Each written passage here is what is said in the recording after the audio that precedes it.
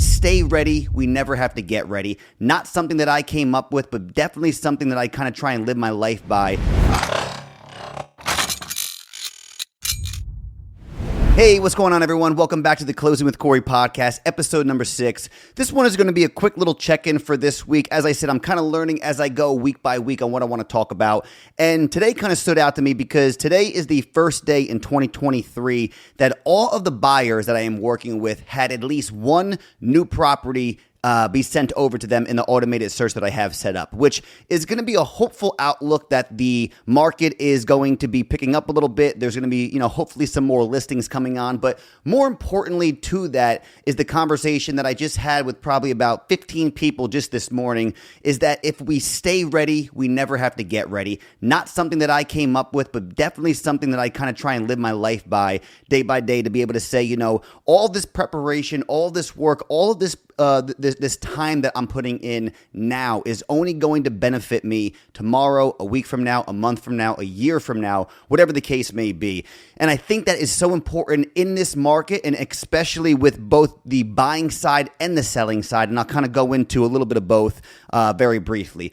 The conversation I'm having with my buyers is, listen, you never know when that perfect home is going to be coming onto the market. So if you are prepared and if you are ready for that opportunity, then it's not going to be a scramble to get a pre-approval or a scramble to understand what the monthly breakdown is going to be and if you're going to be okay for that type of situation. For my buyers, as far as getting ready and being prepared, I would say some of the most important things, obviously, number one, we've talked about it over and over again on here so far, and I'm only on episode number 6, but is a pre-approval. So important to not only have one of those ready to go, but also to understand the breakdown on what it means. If you're pre-approved up to X amount, what does that actually break down to monthly wise with, you can only use, estimated numbers, obviously, but being able to understand that is going to be one of the most crucial things for a buyer as you are being prepared right now. Number 2, I think it's also extremely important to do some location scouting. That's going to be so important because it's going to allow us to not really waste time in the beginning process of trying to figure out where exactly you guys want to be at. So location scouting is very important because it'll allow you to start realizing, more importantly, where you don't want to be, to where you actually do want to be. Because as you start going through, you're going to know. You're going to know once you get into a neighborhood, if you're going to say, this just doesn't feel like home to me. I don't really like this neighborhood. It allows us to do a process of elimination once these homes start coming onto the market, and allows you to know, let's prioritize our search and our showings because I love the location of this one and I'm not too fond of the location of this one. So you know where you want to focus your attention on. Last but not least is going to be your need list. And I say that because there is a lot of people that want a lot of things. But when it comes down to what your needs are, that is going to be the most important thing, because that's going to know, okay, now can we do a 3-bedroom instead of a 4-bedroom? I know we want a 4-bedroom, but can we do a 3-bedroom? Because guess what? Adding in the criteria to where you would be okay and open to a 3-bedroom home as opposed to a 4-bedroom home is going to expand your search. More properties are going to come through. Another big one that I have are bathrooms. Are we okay with 1.5 baths? Are we okay with 2 baths? Or do we need 2.5 baths? Whatever the case is, you're going to understand what you absolutely need and what's a necessity for you and your family, and more importantly, your future. On the selling side, there's a bunch to be able to be prepared for the market and having your home come to the market. I can probably say years ago that I moved probably 4 times in 4 years. And every single time that I moved, I would always ask myself, how in the world do I have this much stuff? I've only been here for about 11 months.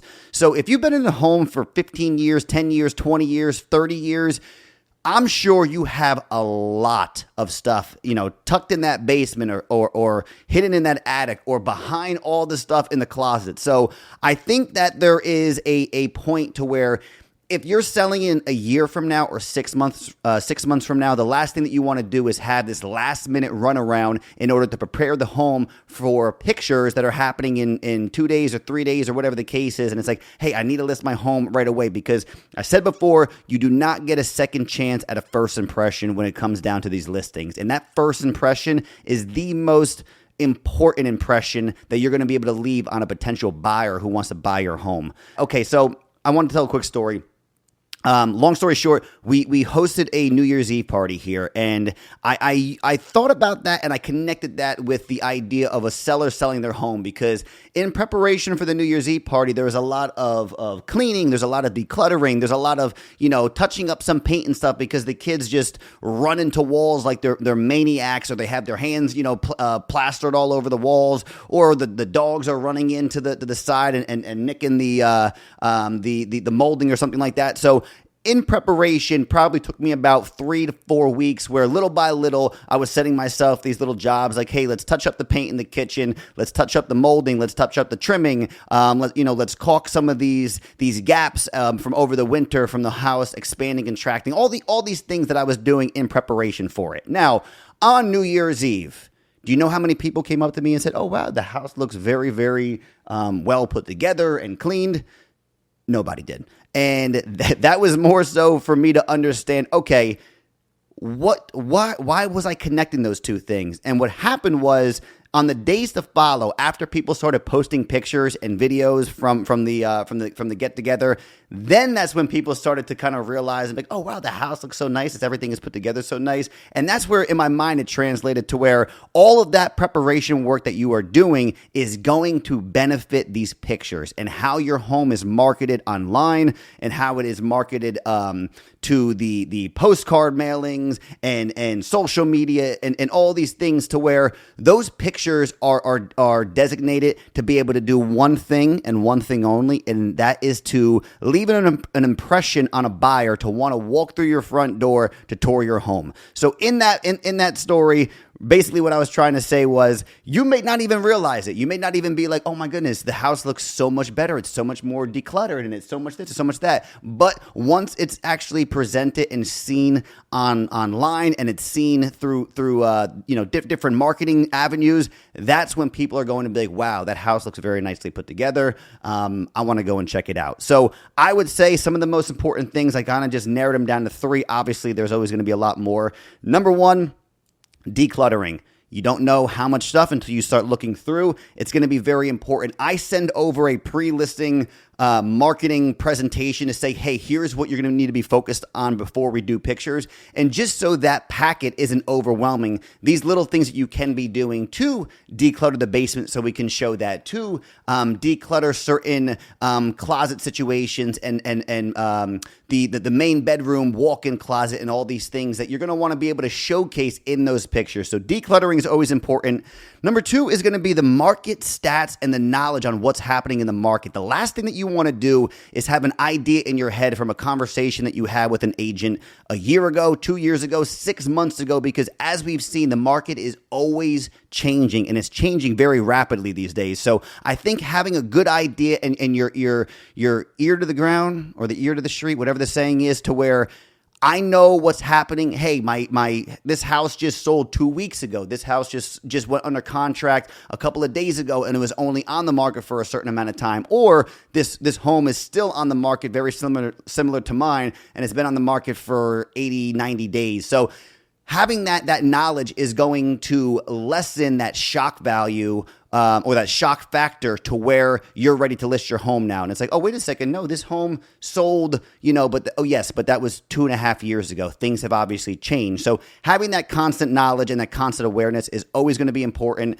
And lastly, it's kind of the same thing as what we've been talking about. It's just prepping. Doing these little things, doing these minor touch-ups for painting, doing the things in the outside area for the walk-up and the entrance, doing things as far as the garage is concerned, so people can walk in and say, wow, I can fit two cars in here, even though you may be using it for extra storage or extra whatever, cleaning up the backyard. All of these things that are going to be so important, and it's going to be overwhelming if you leave it up until the last minute or the week of the listing or the showing or the open house. And then all of a sudden, you're going to be driving yourself crazy trying to get everything prepared. So from what I started off with, staying ready and staying prepared, and just in general preparing and having that preparation in your mind. So then when it comes down to the time to actually execute and to actually go through with the game plan and to get that house listed and to put that offer on that property that just got listed a few hours ago,